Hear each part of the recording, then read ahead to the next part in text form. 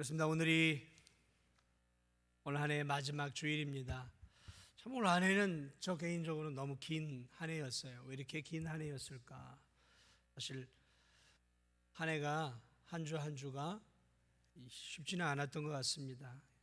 이 코로나 바이러스라고 하는 예상치 못했던 어떤 이 복병이 온 국민만이 아니라 저에게도 참 힘든 복병이었던 것 같아요. 올 한 해 참 우리나라는 경제적으로 많은 피해를 입었습니다. 큰 타격을 입었습니다. 그러나 사실 우리가 눈에 보이지 않는 그러한 타격도 사실은 많이 받았어요. 어떤 타격을 받았을까요? 지적인 타격을 받았습니다. 유치원으로부터 유초등부, 중고등부, 청년 이렇게까지 제대로 사실 올 한 해 공부를 못했어요. 공부를 못했습니다. 이런 지적인 타격, 이것도 사실은 굉장한 타격입니다. 그것만이 아니죠. 정서적이고 정신적인 타격, 코로나 블루라고 명명하는 이 우울한 마음, 우울증들, 이런 정서적인 타격. 사람은 만나야 되는 거예요. 사람은 만나서 대화하고 차도 마시고 밥도 먹고 교제하면서 그런 정서적인 유대를 느끼고 위로를 느끼고 인간다운 삶을 살아가는 것이거든요. 그런데 이런 관계들이 단절이 되다 보니까 사람들이 우울함을 느끼고 또 공허함을 느끼고 또 영적으로나 정신적으로 많은 힘든 한 해였어요. 영적인 부분은 뭐 더 이상 말할 필요가 없겠죠. 하나님과의 만남, 이걸 예배라고 하죠. 하나님과의 만남 또한 올 한 해 얼마나 쉽지 않았습니까? 교회에 오고 싶어도 올 수 없는 상황. 그나마 이 아래 지역은 조금 더 나아요. 그러나 저 위 서울 경기 지역은 좀 하나님께 가까이 나아오고 싶어도, 예배를 드리고 싶어도 교회를 나올 수가 없어요. 나올 수가 없어요. 그렇게 되어지면서 하나님과의 거리감, 하나님과의 이런 소통과 단절이 되어지면서 영적으로 하나님과 멀어져 버린 성도들이 올 한 해 얼마나 많은지 모릅니다. 특별히 믿음이 연약한 성도들, 새가족들, 그래서 자연스럽게 교회에 오지 못하고 비대면 예배라고 하는, 그래서 집에서 TV나 인터넷이나 요만한 핸드폰을 앞에 놓고, 요만한 걸 앞에 놓고 여기서 예배를 드리는 것이죠. 물론 그렇게라도 예배를 드릴 수 있다는 것은 감사한 일이죠. 그러나 여러분, 그것이 교회에 나와서 정말 성도들과 함께 찬양하고 하나님께 예배 드리는 것과는 비교할 수 없다는 것이죠. 그렇게라도 예배를 드리면 그나마 조금 더 나을 수 있겠지만 그것도 하지 않아요. 그것도 하지 않고 한 주를 그렇게 보내는 거예요. 예배 없이. 여러분, 그렇게 되어질 때 영적으로 하나님과 가까워질 수 있겠습니까? 점점 더 멀어져 가는 것이죠. 통계적인 것은 아직 나오지 못했어요. 이건 통계가 잡히지 않아요. 그러나 하나님 앞에 나와 예배드리지 못하고 일주일간을 그저 세상 속에서 살다가 주일은 그저 늦잠을 자고 내가 하고 싶은 것들을 하면서 세상 사람들처럼 살아가는 그러한 성도들이, 연약한 성도들이 점점 더 많아져 가는 시대가 오늘 이 시대가 되어져 버렸어요. 그래서 교회 차원에서 볼 때, 하나님 나라 차원에서 볼 때 심대한 타격을 받은 것이 올 한 해가 되었다라는 것이죠. 우리 교회는 어떻습니까? 우리 교회라고 예외는 아니겠죠. 저 서울 경기와 같은 대도시의 교회들과는 비교할 수 없겠지만 올 한 해 우리 교회도 알게 모르게 많은 타격을 입었어요. 그러한 타격을 바라보면서 어떻게 할 수 없는 목회자의 마음, 한계죠, 한계. 뭔가를 도와주고 성도들의 신앙을 끌어주려고 애를 썼지만 그 환경 앞에서, 상황 속에서 그 환경을 제대로 컨트롤할 수 없는, 그리고 성도들을 제대로 도와줄 수 없는 목회자의 한계, 그런 한계를 통해서 제 마음속에 느꼈던 부분은 뭐냐면 때로는 절망이었어요. 때로는 고통이었어요. 때로는 염려였어요. 때로는 슬픔이었어요. 한 해를 마무리하는 마지막 이 예배 시간에도 온 성도들이 나와서 예배를 드려야 함에도 불구하고 지금 이 어려운 환경 속에서 오늘 인터넷을 통해서 또 비대면을 통해서 사랑하는 성도들과 함께 예배를 드릴 수밖에 없는 지금의 이 환경은 목회자인 저만이 아니라 많은 목회자들에게 두려움과 또 불안과 또 염려의 마음, 그런 마음들을 가져다 주는 것이죠. 이게 끝이 아니기 때문에. 여기서 이렇게 끝나면 좋은데 이게 끝이 아니잖아요. 다음 주 밝아오는 새해에는 또 어떻게 될 것인가, 도무지 예측할 수 없는 그러한 이 앞길 때문에 제 마음속에도 염려하지 말아야지, 걱정하지 말아야지, 두려워하지 말아야지 하면서도 마음속에 스물스물 염려와 근심과 걱정과 그런 불안한 마음들이 올라오는 것이죠. 오늘 이 본문은 우리에게 또 저에게 많은 위로와 그래서 힘을 주는 말씀이에요. 오늘 이 본문의 내용은 그렇습니다. 오늘 이 본문은 사도 바울이 그의 인생의 가장 말년, 이제 죽기 얼마 전에 사랑하는 믿음의 아들 디모데에게 쓴 편지예요. 오늘 이 시대적인 배경을 보면 이 시대적인 배경은 우리가 잘 알고 있는 미치광이 황제, 네로 황제가 다스리던 그런 시대에 쓰여진 편지예요. 그 네로 황제의 시대, 기독교인들을 박해하고 기독교인들을 잡아 죽이고 기독교인들을 고문하던 그러한 이 악한 황제가 다스리던 이 시대에 바울 또한 또 다시 잡혀서 감옥에 또 갇혀요. 그런데 문제는 이 감옥에 갇힌 이때가 언제였냐? 이제 바울이 그의 마지막 때였어요. 그러니까 이제 살 가능성이 없던 때에 그가 편지를 쓴 거예요. 직감적으로 편지를 쓰고 있는 거예요. 누구에게 썼냐면 사랑하는 믿음의 아들 디모데에게. 디모데와 바울의 관계는 상당히 오랜 관계였어요. 아마도 바울은 디모데를 그의 1차 여정 때 만났어요. 그러니까 십수년의 깊은 관계를 갖게 된 것이죠. 그래서 디모데는 바울을 통해서 복음을 접하게 되고 예수 그리스도를 믿게 되어지고 그러면서 믿음 안에 자라게 되어지고 훌륭한 청년이 되어져서 2차 전도 여행 때 다시 만나게 되어서 2차와 3차와 그 이후에 바울의 충성스러운 사역자로서 바울의 후계자로서 지금 이 에베소 교회라고 하는 소아시아, 지금의 터키 지역의 가장 중요한 교회의 담임 목회자로 지금 사역을 하고 있어요. 에베소 교회를 맡고 있는 이 디모데에게 지금 바울이 편지를 쓰고 있는데 편지의 내용을 보니까 별로 달가운 소식이 아니에요.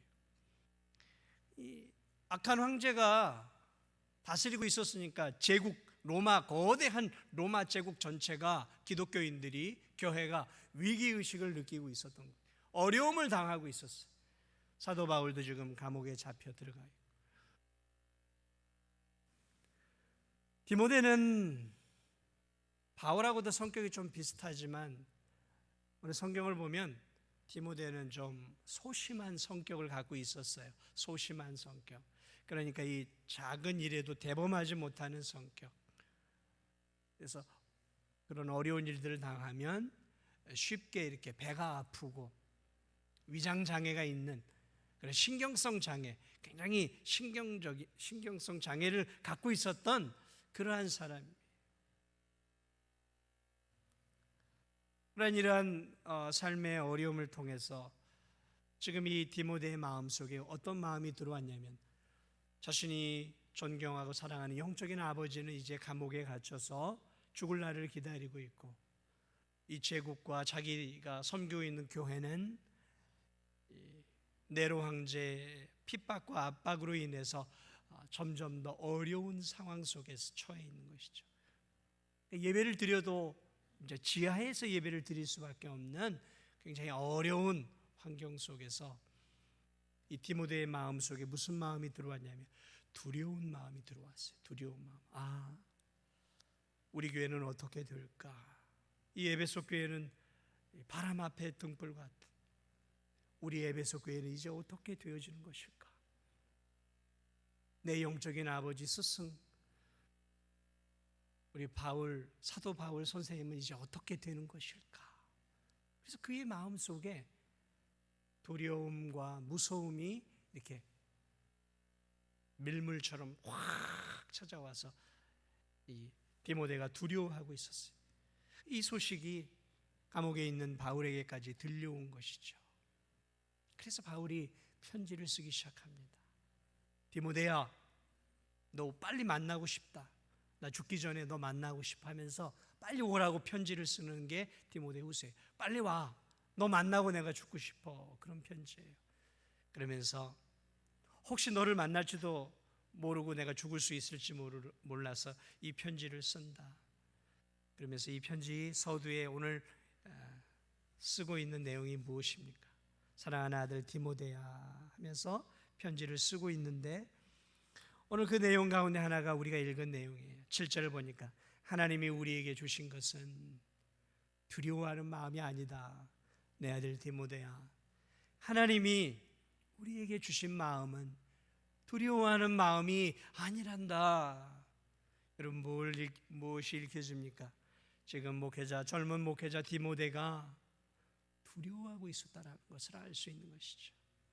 8절을 보니까 그러므로 너는 내가 우리 주를 증언함과 또는 주를 위하여 갇힌 자 된 나를 부끄러워하지 말고 오직 하나님의 능력을 따라 복음과 함께 고난을 받아라. 이 뉘앙스를 보니까 바울을 크게 부끄러워하고 있었다 그러지는 않는 것 같아요.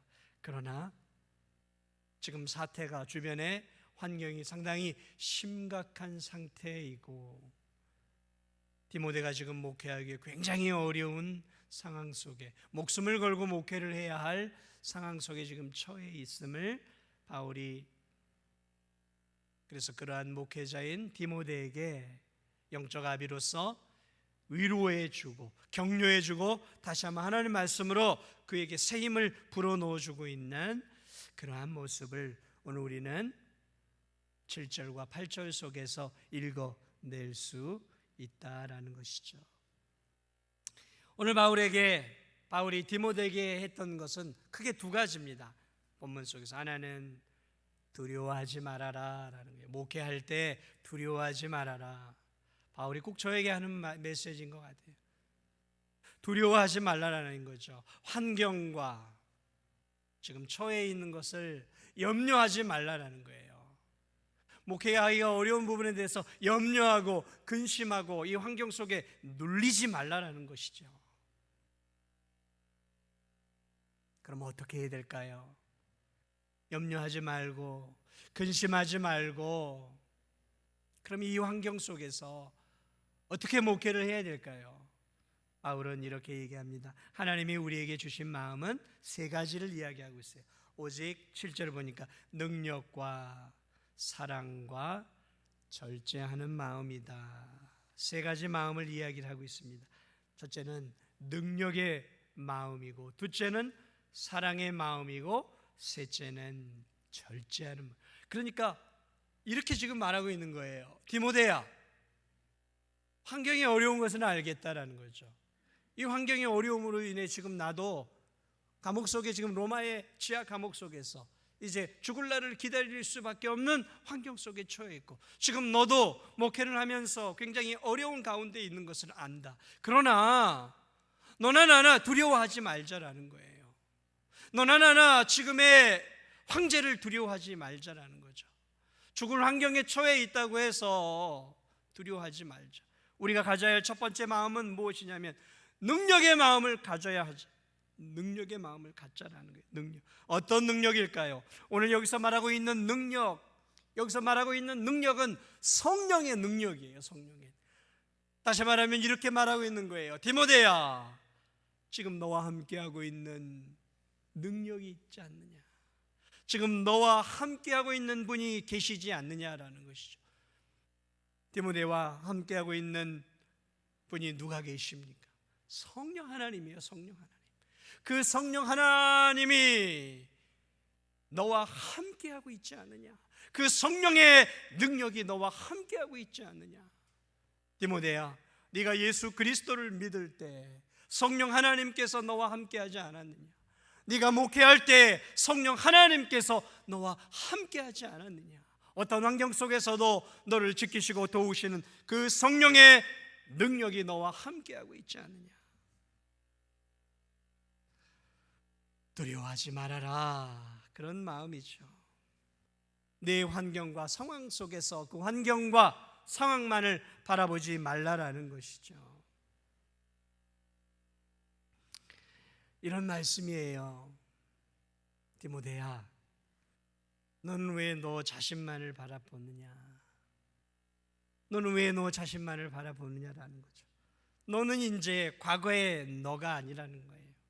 예수님 믿기 전에 연약하고 별 볼 일 없는 너, 예수님 믿기 전에 네가 아니라는 거예요. 너는 기질적으로 약한 자다. 너는 기질적으로 부족한 자다. 그러나 이제 너는 과거의 너가 아니야.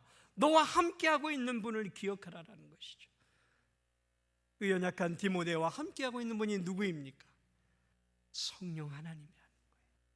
능력의 하나님, 성령 하나님이 지금 너와 함께하고 있지 않느냐? 디모데야, 지금 왜 환경만을 바라보냐? 그래, 지금의 환경은 어둡지 않느냐? 나도 감옥 속에 있고 너도 지금 이 로마 황제의 압제와 박해 속에서 너와 내가 힘겨운 가운데 목회를 하고 있지 않느냐? 그래, 그러나 디모데야, 왜 환경만 바라보느냐? 왜 어두운 환경만을 바라보느냐? 왜 박해하고 힘들게 하는 이 로마의 황제와 어려운 환경만을 바라보느냐라는 거죠. 환경 너머에 너와 나를 붙잡고 있는 능력의 하나님을 바라봐야 되지 않겠느냐? 오늘 바울은 지금 이 디모데에게 환경과 연약한 자기 자신을 바라보지 말고 환경과 자기 자신을 뛰어넘어 자신과 함께하고 있는 하나님을 바라보라 말이에요. 어떤 하나님이요? 성령 하나님이라는 거죠. 성령 하나님. 로마서 1장 16절에 바울은 이렇게 로마 그리스도인들에게 편지를 쓰고 있습니다. 로마의 박해 아래, 황제의 박해 아래에 있었던 로마의 크리스찬들에게 바울은 이렇게 편지를 해요. 내가 이 복음을 부끄러워하지 아니하노니 이 복음은 모든 믿는 자에게 구원을 주시는 하나님의 능력이 됩니다. 로마의 성도들이요, 뭘 두려워하고 있습니까? 여러분이 황제의 박해 아래에서 신앙생활하는 것이 두렵습니까? 두려워하지 마십시오. 여러분이 받은 그 복음 속에는 하나님의 구원의 능력이 있습니다. 그 복음의 능력을 붙잡고 사시기 바랍니다라는 것이죠. 그렇습니다. 사랑하는 여러분, 로마 치하에서 황제의 박해 아래에 있었던 그들이 받았던 복음이나 오늘 2000년, 2020년 우리가 받은 복음이나 복음에는 아무런 차이가 없어요. 복음의 능력이 있어요. 복음의 능력이 있어요. 십자가의 능력이 있고 성령의 능력이 있다는 것이죠. 오늘 우리가 믿고 있는 복음 속에 하나님의 능력이 있고 오늘 우리가 믿고 있는 예수 그리스도 안에 하나님의 능력이 있는 거예요. 사랑하는 여러분, 그렇습니다. 그때나 지금이나 환경엔 차이가 있을 수 있지만 여전히 변하지 않는 것이 있어요. 그것은 세상은 여전히 악하다라는 것이죠. 세상은 여전히 하나님을 믿고 하나님을 섬기는 자들을 고운 눈으로 보지 않는다라는 것이죠. 이 어려운 환경 속에서 우리는 어떤 마음을 가져야 할 것인가? 두려운 환경과 연약한 나 자신만을 바라보는 것이 아니라 참된 성도는 내 안에 계신 능력의 주를 보는 거예요. 나와 함께하고 있는 능력의 주를 보는 거예요. 그리고 그 주님의 능력을 힘입어 주님의 능력으로 살아가고, 그 주님의 능력으로 복음을 전하고, 그 주님의 능력으로 하나님의 자녀다운 삶을 살아가는 것입니다. 오늘 나와 함께 하신 성령의 능력을 믿으시기 바랍니다. 성령의 능력을 볼 수 있어야 돼요. 그게 크리스찬이에요. 나는 나 혼자가 아니에요. 이제 나와 함께 하시는 성령의 능력, 그 성령과 함께 살아가고 있음을 믿으시고 성령 안에서 담대하게 살아가는 저와 우리 성도들이 되시기를 주님의 이름으로 축원을 드립니다. 우리에겐 또 하나의 마음이 있어요. 오늘 성경은 이렇게 얘기합니다. 오직 능력과 사랑의 마음이라는 거죠. 사랑의 마음. 예수 그리스도의 그 사랑의 마음이 우리 안에 있다는 것이죠. 요한일서 4장 18절에 이런 말씀이 있어요. 사랑 안에 두려움이 없고 온전한 사랑이 두려움을 내쫓나니. 사랑 안에 두려움이 없어요. 그 사랑 안에 들어가면 두렵지 않다라는 거죠. 그 사랑으로 인해 온전한 사랑이 우리를 감싸면 두려움이 떠나간다라는 것이죠. 내가 하나님의 사랑 안에 있다라는 사실, 내가 예수 그리스도의 사랑 안에 있다라는 그 사실, 독생자까지 아낌없이 내어주신 하나님의 그 사랑을 우리가 경험하고 그 사랑을 느끼고 깨달을 때 우리에게 주어지는 환경의 어려움과 두려움들은 떠나간다라는 것이죠. 왜 우리가 두려워할까요? 왜 우리가 이 세상을 살아가면서 불안해할까요? 왜 우리가 세상을 살아가면서 염려하는 것일까요? 그것은 하나님의 사랑을 잘 확신하지 못하기 때문에 그래요. 사랑을 확신하지 못하기 때문에 그래요. 여러분, 엄마의 품속에 있는 아이, 저는 그 아이를, 엄마의 품속에 있는 아이를 참 좋아해요. 엄마의 품속에 있는 아이는 그가 어떤 환경에 처했든지 두려워하지 않아요. 그 어린 아기는 캄캄한 밤길을 걸어가도 두려워하지 않아요. 폭풍우가 내려쳐도 두려워하지 않아요. 날씨가 추워도 그 환경이 어때도 상관하지 않아요. 왜냐하면 엄마의 품속에 있는 아이는 엄마를 느껴요. 그리고 그 눈은 엄마를 바라봐요. 그렇기 때문에 바깥의 환경이 폭풍우가 치고 눈보라가 내리치고 캄캄한 밤이라 할지라도 그 어린아기는 두려워하지 않습니다. 엄마의 심장 소리를 듣고 엄마의 체온을 느끼고 시선이 엄마에게 있기 때문에 그 어린아이는 어떤 환경 속에서도 평안함을 느끼는 것이죠. 사랑하는 여러분, 우리는 하나님의 체온을 느끼고 있나요? 나를 향한 하나님 사랑의 체온. 내가 너와 함께하마. 예수 그리스도까지 아낌없이 주셨던 그 따끈따끈한 하나님의 사랑을 내가 지금 느끼고 있나요? 이것을 잘 느끼지 못할 때 우리는 쉽게 불안해하고 쉽게 두려움을 느껴요. 그러나 내가 이 세상을 살아가면서 두렵지 않고 불안하지 않을 수 있는 이유가 있다면, 황제의 박해로 인해 언제 죽을지 모르는 상황 속에서도 내가 평안함을 누릴 수 있다면 그것은 그 십자가의 사랑을 여전히 내가 느끼고 누리고 있기 때문일 거예요. 저도 이 하나님의 사랑을 때때로 누릴 때가 있어요. 그 사랑을 감격적으로 누릴 때는 세상이 두렵지 않아요. 세상이 무섭지 않아요. 미래가 두렵지 않아요. 내 노후가 걱정되지 않아요. 내년에 내 건강이 어떻게 될지, 내년에 내 노후가 어떻게 될지, 내년에 내 직장이 어떻게 될지, 내년에 내 자녀들이 어떻게 될지 아무런 두려움이 없더라고요. 그런데 그 하나님의 사랑이 잘 느껴지지 않으면 미래가 두렵더라고요. 내년에도 내가 건강할까? 내가 내년에도 안전할까?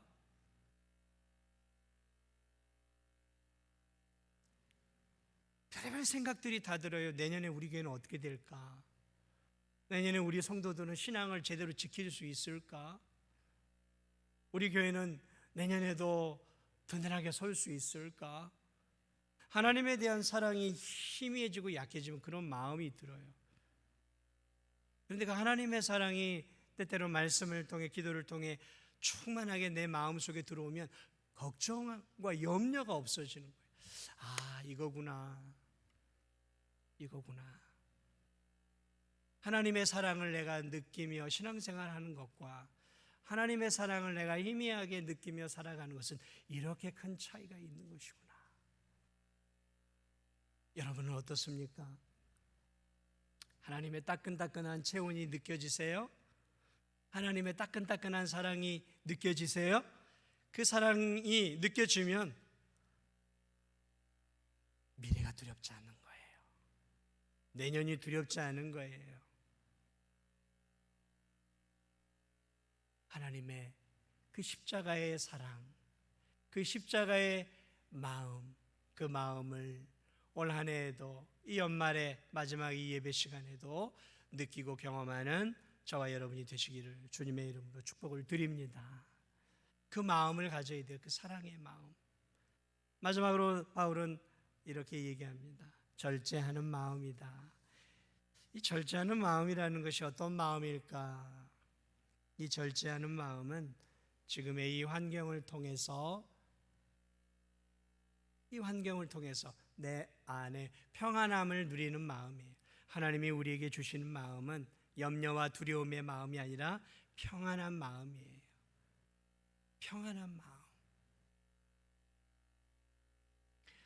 시편을 보면 시편 기자들은 주변의 환경 때문에 많이 힘들어했어요. 왜냐하면 하나님을 믿는 나는 이렇게 어렵고 힘들고 고통스러운데 하나님을 믿지 않는 사람은 더 부자로 잘 살고 더 얼굴이 윤택하고 어려운 일 없이 더 장수하고 죽을 때에도 하나님을 믿지 않는 사람은 편안하게 죽는 모습들을 보면서 시편 기자는 하나님, 도대체 왜 하나님을 믿지 않는 자들이 이 세상에서 번영하고 성공하고 더 잘 되는 것일까요? 하나님을 믿는 나는 이렇게 어렵고 힘들고 핍박과 박해 속에서 도망자로 살아야 할까요? 하고 시편 기자가 막 하나님께 외쳐요. 그때 시편 기자가 기도 가운데 깨달아요. 얘야, 저들은 잠시 피는 오늘 피었다가 내일 아궁이에 들어가는 들풀과 같은 거야. 지금 저들의 모습을 바라보면서 너무 힘들어하지 마라. 잠시 피었다 지는 꽃과 같아. 아, 그렇군요, 주님. 저들은 지금 피어나는 꽃처럼 보이지만 곧 시들 것이군요. 하나님의 심판대 앞에 곧 서겠군요. 그러면서 시편 기자는 하나님 주시는 음성을 듣고 다시 새 힘을 얻어요. 아, 이 땅에서의 이 모습이 전부가 아니군요. 곧 우리 모두가 하나님 앞에 서는군요. 그때 그 마지막 심판대 앞에서 하나님이 저에게 상을 주시지만 저들은 하나님의 심판을 받겠군요. 그러면서 이 시편 기자들이 하나님의 마지막 때를 바라보며 지금의 슬프고 힘든 믿음의 현실들을 그들이 절제하고 또 그것을 이겨내고 있는 것들을 우리가 시편 통해서 바라보게 되어집니다. 오늘 왜 바울은 디모데에게 이 편지를 썼을까요? 8절을 마지막으로 바라보고 말씀을 마무리합니다. 그러므로 너는 내가 우리 주를 증언함과 또는 주를 위하여 갇힌 자 된 나를 부끄러워하지 말고 오직 하나님의 능력을 따라 복음과 함께 고난을 받으라. 이 말씀을 하고 싶었던 거예요. 환경이 어렵고 복음을 전하는 것이 어렵고 예배를 드리는 것이 어렵고 전도하는 것이 어렵고 선교하는 것이 어렵고 예수님의 사랑으로 사랑하며 사는 것이 어렵다고 포기하지 말라라는 것이죠. 어려울수록 또 주님이 주시는 그 힘과 능력과 사랑을 힘입어서 남은 생애에도 복음과 함께 고난을 받으라는 거죠. 복음을 위해 살라라는 거죠. 주를 위해 살라라는 것이죠. 그렇습니다. 사랑하는 여러분, 우린 주를 위해 살아야 하는 거예요. 주님을 위해 살아야 하는 거예요. 올 한해 주님을 위해 예배하고 주님을 찬양하고 주님을 위해 전도하고 선교하는 것이 어려웠다고 주저앉는 것이 아니라 내년에는 하나님이 주시는 그 힘을 더 힘입어서 더 전도하고 더 선교하고 더 이웃 사랑하고 더 복음을 전하며 살아야 하는 것이죠. 주저앉는 게 아니에요. 우리는 내년도엔 더 주님을 위해 살 것을 다짐하는 것이죠. 하나님이 우리에게 주신 것은 두려운 마음이 아니에요. 주를 위해 살라고 성령을 주셨고, 주를 위해 살라고 예수 그리스도의 십자가의 사랑을 주셨고, 주를 위해 살라고 절제의 마음, 평안의 마음을 우리에게 주셨다라는 사실들을 오늘도 기억하시고, 이 마음을 우리가 잊지 말고 하나님의 마음으로 우리 마음을 채워서 올해만이 아니라 내년 한 해도 하나님이 우리에게 주신 귀한 사명들을, 귀한 직분들을, 또 귀한 하나님의 일꾼으로서의 삶을 잘 감당하며 하나님 앞에 영광 올려드리는 저와 우리 성도들이 되시기를 주님의 이름으로 축복을 드립니다.